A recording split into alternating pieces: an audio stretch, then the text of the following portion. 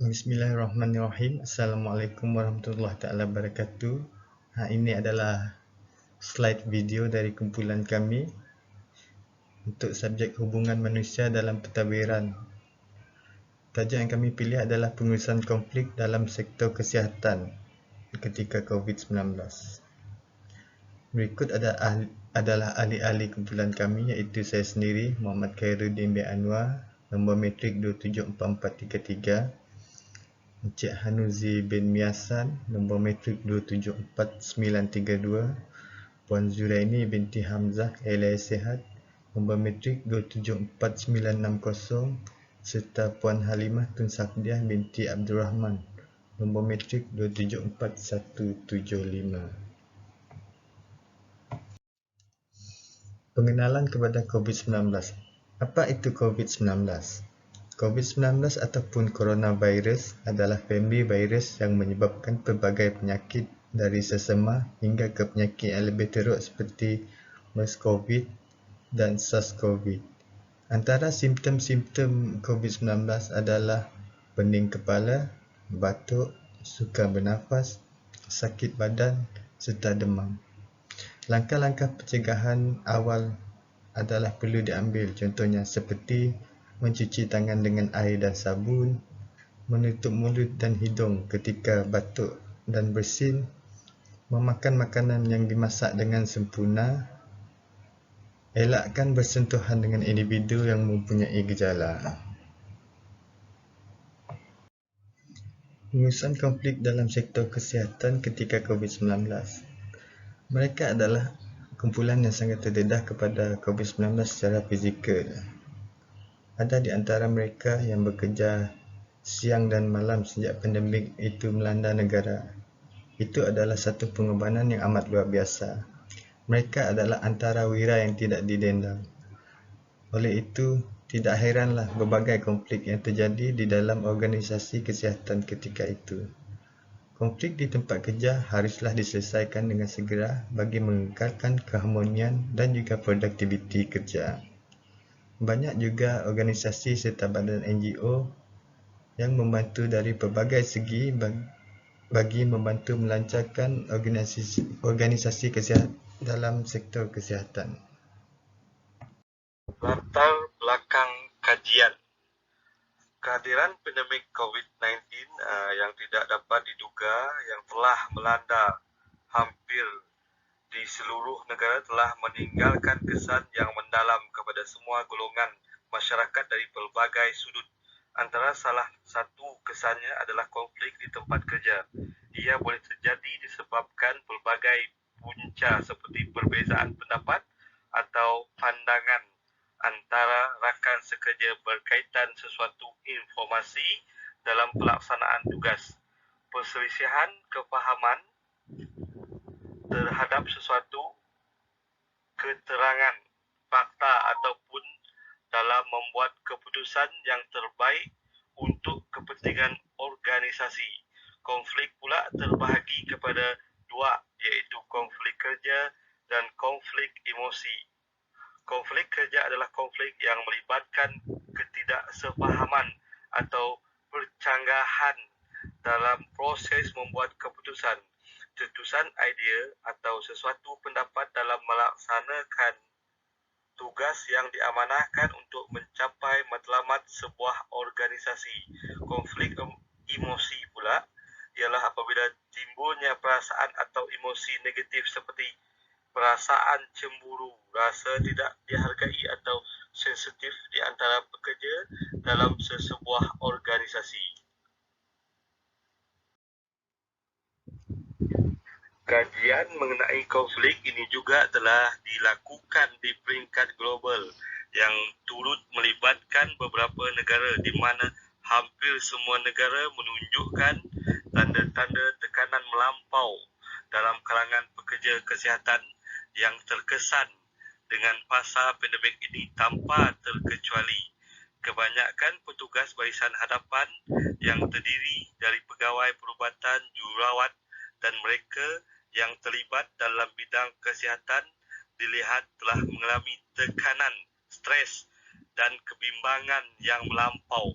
Ini adalah kerana Mereka terlalu letih, terpaksa bekerja lebih waktu untuk merawat pesakit, tidak dapat pulang ke rumah untuk berjumpa dengan anak-anak, suami atau isteri, ibu bapa dan ahli keluarga yang lain. Keadaan seperti ini boleh menyumbang kepada ketidakstabilan emosi.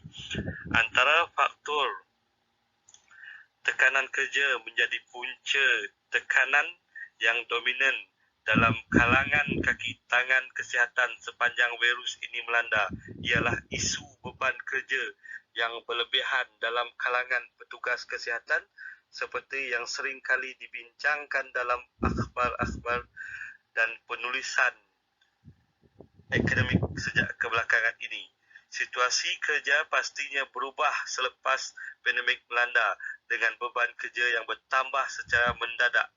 Ditambah lagi pelbagai prosedur rawatan yang baru dengan prosedur operasi piawai yang lebih ketat.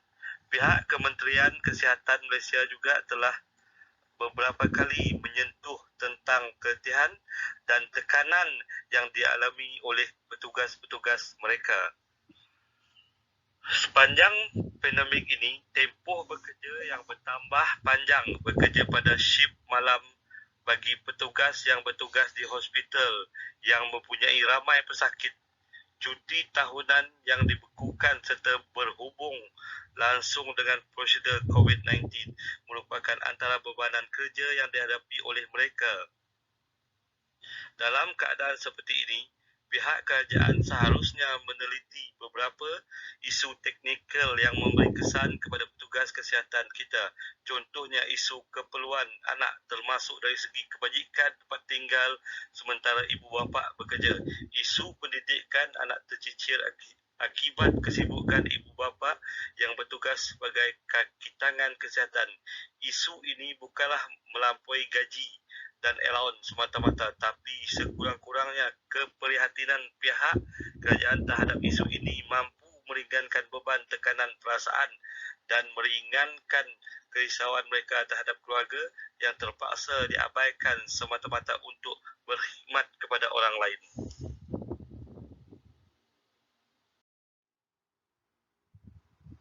Kerajaan perlu mengambil kira bebanan tugasan kaki tangan kesihatan yang semakin meningkat sejak pandemik ini. Dengan peningkatan jumlah pesakit COVID-19, seharusnya penambahan jumlah kaki tangan seperti doktor, jururawat dan pembantu perubatan dalam sektor kritikal perlu dilakukan dengan keadaan segera supaya jadual kerja penggiliran boleh dilakukan agar beban dapat dikongsi sama rata. Selain itu, risiko jangkitan ketika bekerja juga menambah stres petugas kesihatan. Tambahan pula keperluan memakai peralatan pelindungan diri PPE lengkap dalam tempoh kerja lama menambah beban dan boleh memberi kesan kesihatan jangka pendek dan panjang. Turut perlu diberi perhatian oleh kerajaan ialah tindakan lebih keras terhadap mereka menimbulkan persepsi negatif terhadap vaksin dan petugas kesihatan termasuk mengenai individu dan organisasi tidak bertanggungjawab menyebar berita palsu mengenai COVID-19 dan juga pengambilan vaksin agar usaha dilakukan petugas kesihatan tidak menjadi sia-sia.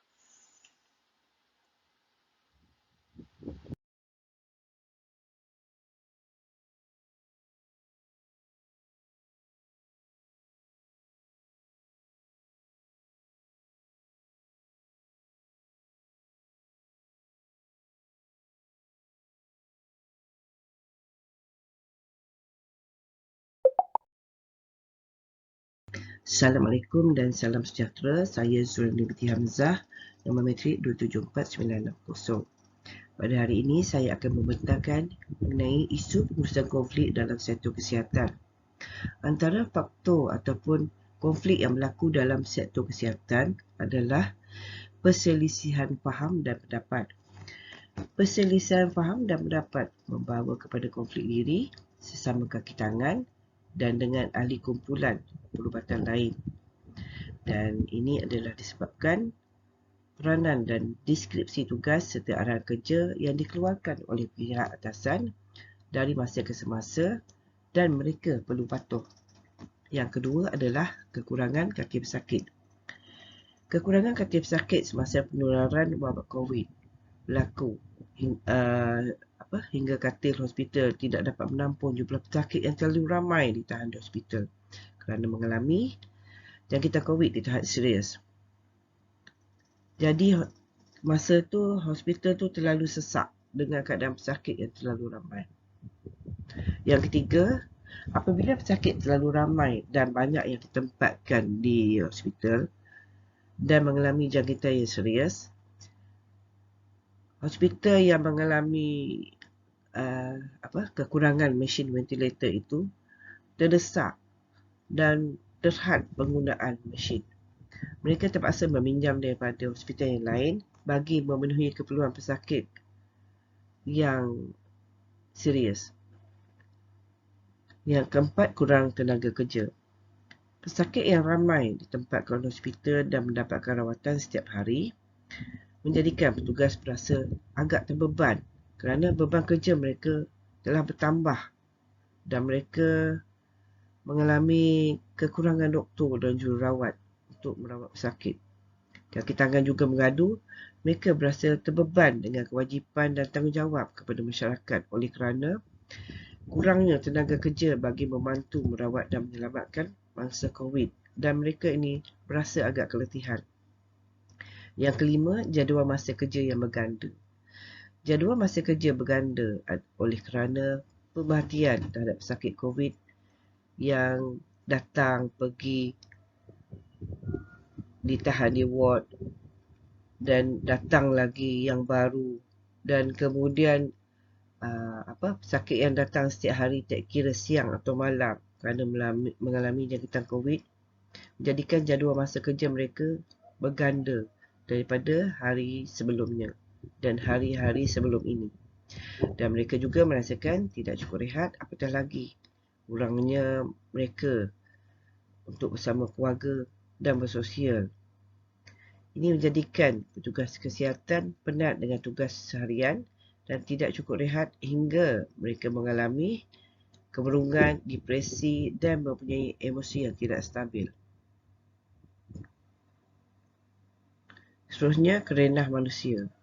Kerenah manusia yang tidak memahami standard prosedur operasi dan peraturan ditetapkan oleh pihak hospital menyebabkan kaki tangan perubatan mengalami kemurungan, depresi dan emosi yang tidak stabil. Ini telah menyebabkan konflik berlaku antara kaki tangan itu sendiri, antara kaki tangan dengan pesakit dan kaki tangan dengan orang awam. Sikap kaki tangan juga jika mereka terlalu beremosi dan gagal untuk mengawal, maka konflik akan berlaku secara berterusan dan memberi kesan kepada organisasi dan persekitaran sekeliling. Ini kerana tumahan akan dibuat kepada pihak hospital mengatakan pihak hospital tidak melayan pesakit dengan baik dan pelbagai lagi yang ditomahkan kepada petugas kesihatan. Selain itu, risauan dijangkiti COVID-19 juga diperkatakan kerana mereka lebih terdedah dengan risiko tersebut. Kerana setiap hari mereka ini berhadapan dengan pesakit yang dijangkiti COVID.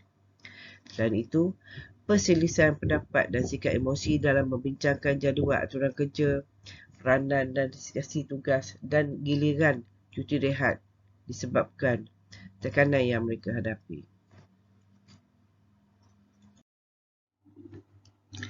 5 strategi boleh digunakan sebagai jalan penyelesaian kepada pengurusan konflik yang berlaku di sektor kesihatan. Yang pertama ialah persaingan, iaitu situasi menang kalah. Ia mendahulukan keutamaan seperti dalam peraturan dan prosedur yang ditetapkan. Tindakan ini selalunya dilakukan oleh doktor kerana doktor boleh mempengaruhi orang lain seperti jururawat, pegawai kesihatan dan lain-lain untuk bekerjasama menangani konflik dalam hospital dan ianya lebih pada fokus matlamat penjagaan kesihatan masyarakat. Yang kedua pula, pemuafakatan. Pemuafakatan ni ialah menggalakkan kedua-dua pihak yang mengalami konflik bekerjasama untuk menangani isu permasalahan, dan strategi ini mementingkan eksekutif dan kerjasama bagi menyelesaikan permasalahan bersama-sama. Yang ketiga pula ialah pengelakan, yang merujuk kepada tindakan mengabaikan proses konflik yang berlaku supaya ia tidak berpanjangan dan menjadi lebih kritikal demi kebaikan bersama. Budaya kolektivisme dan hubungan majikan dengan pekerja ini penting untuk difahami agar ianya dapat menjadi solusi terbaik dalam pengurusan konflik yang terjadi di tempat kerja. Yang keempat pula ialah penyesuaian. Penyesuaian ni apabila kedua-dua pihak mahu bertenang dan berusaha ke arah menyesuaikan dengan persekitaran sekeliling. Jika ianya dirasakan membuahkan hasil, maka pengurusan konflik adalah berkesan. Yang kelima pula adalah kompromi. Kompromi ni bermaksud tolak ansur, iaitu mengambil kira isu yang dibincangkan. Jika ada solusi lain yang dipersetujui bersama, maka kedua-duanya boleh meleraikan konflik dan berkompromi. Teori yang berkaitan dengan pengurusan konflik ialah teori dual concern. Teori dual concern telah diperkenalkan oleh Blake dan Monton dan ianya berkait rapat dengan pengurusan konflik. Dua kategori terlibat adalah kepentingan diri sendiri, iaitu mengawal dan mempengaruhi situasi yang berlaku, dan kepentingan orang lain dengan bekerjasama menangani isu permasalahan atau konflik yang berlaku dalam sektor kesihatan. Ia mendorong proses pembuatan keputusan, melakukan perundingan bagi menangani isu konflik yang berlaku di tempat kerja. Pendekatan yang digunakan iaitu tolak ansur, paksaan dan mengelak. Sikap tolak ansur dititik beratkan dalam urusan kerja, khususnya jadual penggiliran tugas, pengkhususan kerja dan sebagainya. Paksaan pula ialah satu pihak perlu mengalah dan memberi kemenangan kepada pihak lain untuk kebaikan bersama. Manakala mengelak pula adalah tindakan mengabaikan proses konflik supaya tidak kritikal demi kebaikan bersama. Urusan konflik penting kerana ia merupakan penyatuan hati semua kaki tangan dalam mencapai matlamat demi kesejahteraan rakyat, dan konflik berjaya ditangani dengan baik dan menjadi jalan penyelesaian terbaik dalam mengatasi konflik yang berlaku di sesebuah organisasi. Assalamualaikum warahmatullahi wabarakatuh kepada Dr. Rashidah binti Kamaruzaman. Saya Halimatun Sa'diah binti Abdul Rahman akan membentangkan berkenaan dengan analisa perbincangan mengenai pengurusan konflik dalam sektor kesihatan. Seperti yang kita ketahui, pengurusan konflik juga dikaitkan dengan stres yang tercetus oleh pihak berkonflik di tempat kerja disebabkan oleh faktor-faktor yang tertentu. Pengurusan konflik memerlukan pemahaman yang mendalam mengenai pencetus kepada wujudnya stres yang melahirkan konflik antara seseorang individu dengan orang lain. Begitu juga dalam sektor kesihatan di mana tanda-tanda stres boleh dikesan yang mengakibatkan tercetusnya konflik seperti aspek fizikal, psikologi dan juga tingkah laku. Stres juga boleh menyebabkan emosi terganggu, perubahan personaliti dan masalah tingkah laku dalam diri seseorang, khususnya para pekerja dalam sektor kesihatan. Banyak juga kaedah yang telah diberi ataupun pendekatan yang bersesuaian untuk menangani stres supaya konflik tidak berlaku di tempat kerja dalam sektor kesihatan. Seterusnya, cara menangani stres dalam sektor kesihatan yaitu seperti bertenang diri, bernafas dengan dalam, motivasi diri, melakukan ibadah kepada Allah, berkomunikasi dengan orang lain. Cara menangani stres seterusnya yaitu pergi ke tempat spa ataupun urut, mendengar muzik, bersenam, beriadah, dan juga berfikiran positif. Amalan sebegini perlu diamalkan oleh semua orang, termasuklah pekerja di sektor kesihatan, agar mereka dapat mengawal stres dengan baik dan mengelak daripada berlakunya konflik dalam organisasi. Satu lagi kaedah yang boleh digunakan untuk menyelesaikan konflik adalah dengan menggunakan pendekatan penyelesaian yang dinamakan ideal ataupun identify, describe, evaluate, act, dan learn. Pendekatan jenis ini amat sesuai untuk diaplikasikan dalam persekitaran yang kritikal dan sibuk seperti sektor kesihatan kerana ia melibatkan ramai orang seperti kaki tangan perubatan, pesakit, dan orang awam. Sebagai contohnya, langkah pertama seperti mengenal pasti masalah atau konflik yang berlaku, diikuti dengan pilihan-pilihan penyelesaian yang boleh digunakan, dan seterusnya menilai kebaikan dan keburukan untuk setiap keputusan atau tindakan yang dilakukan.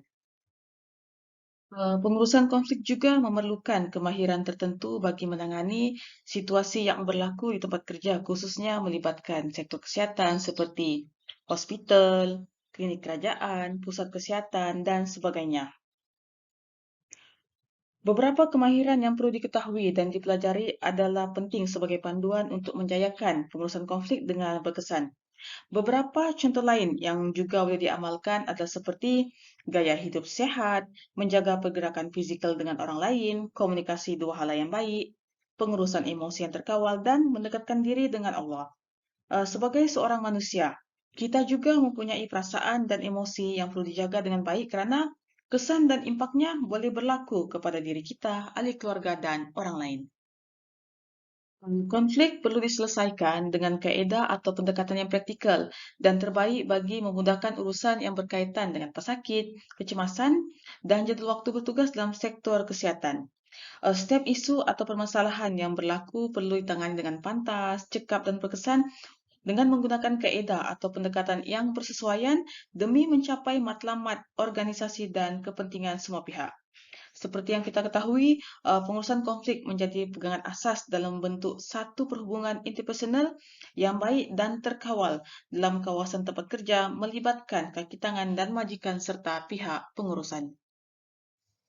Kesimpulannya, konflik merupakan norma kehidupan sosial yang boleh timbul dalam pelbagai keadaan akibat perselisihan faham dan percanggahan antara dua pihak. Konflik juga mempunyai makna yang negatif. Terdapat juga konflik berguna menyokong matlamat organisasi dan meningkatkan tahap pencapaian organisasi. Jika konflik ditangani dengan baik, organisasi akan menjadi harmoni. Bak kata seniman P.Ramlee, sedangkan lidah lagi tergigit. Apa pula kita yang bekerja seharian bersama. Oleh itu, buang yang keruh, ambil yang jernih, barulah kehidupan kita sentiasa harmoni. Sekian saja slide dari kumpulan kami. Sekian, terima kasih.